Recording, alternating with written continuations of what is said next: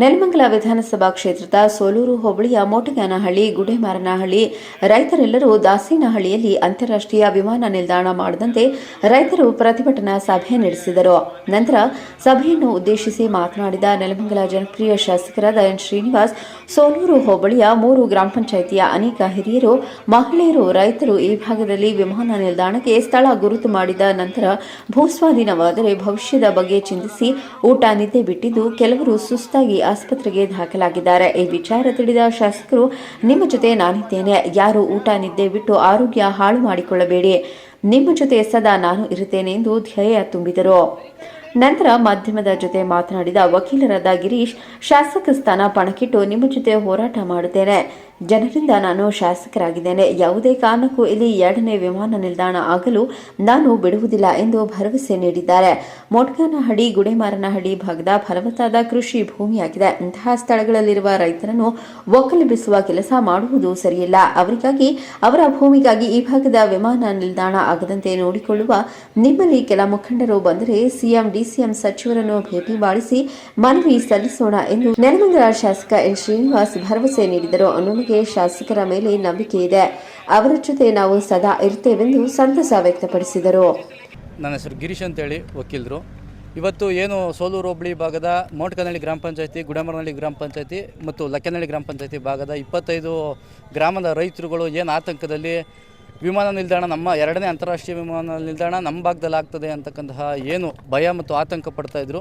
ಈ ವಿಚಾರವಾಗಿ ಎಲ್ಲ ಭಾಗದ ರೈತರುಗಳನ್ನು ಒಂದು ಮಾಡಿ ಒಂದು ಹೋರಾಟ ಸಮಿತಿಯನ್ನು ನಾವು ನಿರ್ಧರಿಸಿ ಇವತ್ತೆಲ್ಲರೂ ಕೂಡ ಒಂದು 2,000ಕ್ಕೂ ಹೆಚ್ಚು ಜನ ಸೇರಿ ಇವತ್ತು ಈ ಹೋರಾಟ ಸಮಿತಿಗೆ ಶಾಸಕರನ್ನು ಕರೆಸಿ ನಮ್ಮ ಅಹವಾಲನ್ನು ಕೇಳೋ ಸಂದರ್ಭದಲ್ಲಿ ಇವತ್ತು ಯಾವುದೇ ಕಾರಣಕ್ಕೂ ಕೂಡ ವಿರೋಧವನ್ನು, ನಾನು ಕೂಡ ವಿಮಾನ ನಿಲ್ದಾಣವನ್ನು ವಿರೋಧ ಮಾಡ್ತೇನೆ. ಇಲ್ಲಿ ವಿಮಾನ ನಿಲ್ದಾಣ ಬರಲಿಕ್ಕೆ ನಾನು ಬಿಡೋದೇ ಇಲ್ಲ, ಶತಾಯ ಗತಾಯ. ಆ ರೀತಿ ಏನಾದರೂ ವಿಮಾನ ನಿಲ್ದಾಣ ಈ ಭಾಗದಲ್ಲಿ ಆಗ್ತದೆ ಅಂತಂದರೆ ರೈತರಿಗೋಸ್ಕರ ನಾನು ನನ್ನ ಶಾಸಕ ಸ್ಥಾನಕ್ಕೆ ರಾಜೀನಾಮೆ ಕೊಡಲಿಕ್ಕೂ ಸಿದ್ಧ ಅಂತೇಳಿ ಶಾಸಕರು ಇವತ್ತು ನಮಗೆ ಭರವಸೆಯನ್ನು ನೀಡಿರ್ತಾರೆ.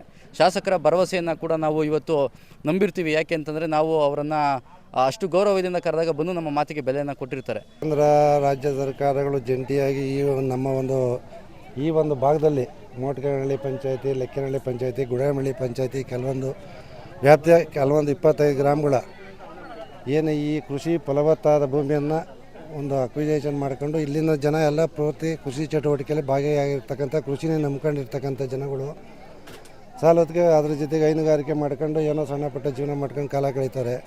ಇವತ್ತು ಅವ್ರನ್ನೆಲ್ಲ ಇಲ್ಲಿಂದ ಒಕ್ಕಲೆಬ್ಬಿಸ್ಬೇಕು ಅಂತ ಈ ಒಂದು ವಿಮಾನ ನಿಲ್ದಾಣ ಮಾಡಿ ಸರ್ಕಾರ ಒಂದು ಚಿಂತನೆ ನಡೆಸಿದೆ. ಯಾವುದೇ ಕಾರಣಕ್ಕೂ ನಮ್ಮ ಭಾಗದಲ್ಲಿ ಮಾತ್ರ ಯಾವುದೇ ಕಾರಣಕ್ಕೂ ವಿಮಾನ ನಿಲ್ದಾಣ ನಮಗೆ ಬೇಡ. ಸರ್ಕಾರ ಬೇರೆ ಎಲ್ಲೋ ಜಾಗ ಗುರುತಿಸಿ ಅವ್ರಿಗೆ ಅನುಕೂಲ ಇರೋ ಕಡೆ ಅವ್ರಿಗೆ ಮಾಡಲಿ. ನಮ್ಮಲ್ಲಿ ಏನಂದರೆ ಹೆಚ್ಚಿನ ರೀತಿ ಬರೀ ಕೃಷಿ ಚಟುವಟಿಕೆ ಆಧಾರಿತ ರೈತರೇ ಇರೋದ್ರಿಂದ ಪಿತ್ರಾರ್ಜಿತವಾದ ನಾವು ಭೂಮಿ ಕಳ್ಕೊಂಡೋಗಿ ಹೊಸದಾಗಿ ನಾವೆಲ್ಲೂ ನೆಲೆ ಕಟ್ಕೊಂಡು ಜೀವನ ನಡೆಸೋಕ್ಕೆ ಅಷ್ಟು ಸುಲಭವಾಗಿ ಸಾಧ್ಯವಿಲ್ಲದ ಮಾತು.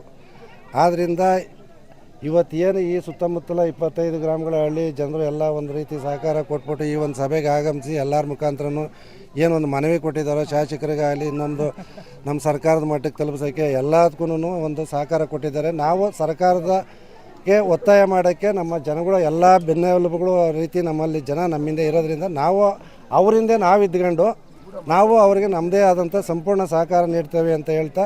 ನಮ್ಮ ಹೆಸರು ರಮೇಶ್ ಅಂತ ಹೇಳಿ, ನಾವು ಗುಡೇಮಾರನಹಳ್ಳಿ ಗ್ರಾಮ ಪಂಚಾಯತಿ ವ್ಯಾಪ್ತಿಗೆ ಬರೋ ರೈತರಾಗಿದ್ದೀವಿ. ಇವಾಗ ಏನು 2ನೇ ಏರ್ಪೋರ್ಟ್ ಮಾಡಬೇಕು ಅಂತ ಹೇಳಿ ಕೇಂದ್ರ ಸರ್ಕಾರ ಆಗಿರ್ಬೋದು, ರಾಜ್ಯ ಸರ್ಕಾರ ಆಗಿರ್ಬೋದು, ಈ ನಮ್ಮ ರೈತರನ್ನೆಲ್ಲ ಒಕ್ಕಲೆಬ್ಬಿಸಿ ಇವ್ರನ್ನೆಲ್ಲರೂ ಹೊರಗಡೆ ಕಳಿಸೋಂಥ ಕೆಲಸ ಮಾಡ್ತಾಯಿದ್ದಾರೆ. ಅದಕ್ಕೆ ನಾವು ತೀವ್ರ ವಿರೋಧ ವ್ಯಕ್ತಪಡಿಸ್ತೀವಿ, ಹಾಗೆ ಉಗ್ರ ಹೋರಾಟವನ್ನು ಮಾಡ್ತೀವಿ ಅಂತ ನಾವು ಈ ಸಂದರ್ಭದಲ್ಲಿ ಹೇಳೋಕ್ಕೆ ಇಷ್ಟಪಡ್ತೀವಿ. ಮೊಹಮ್ಮದ್ ಅಲೀಂ, ಚಾಮುಂಡಿ ನ್ಯೂಸ್, ನೆಲಮಂಗಲ.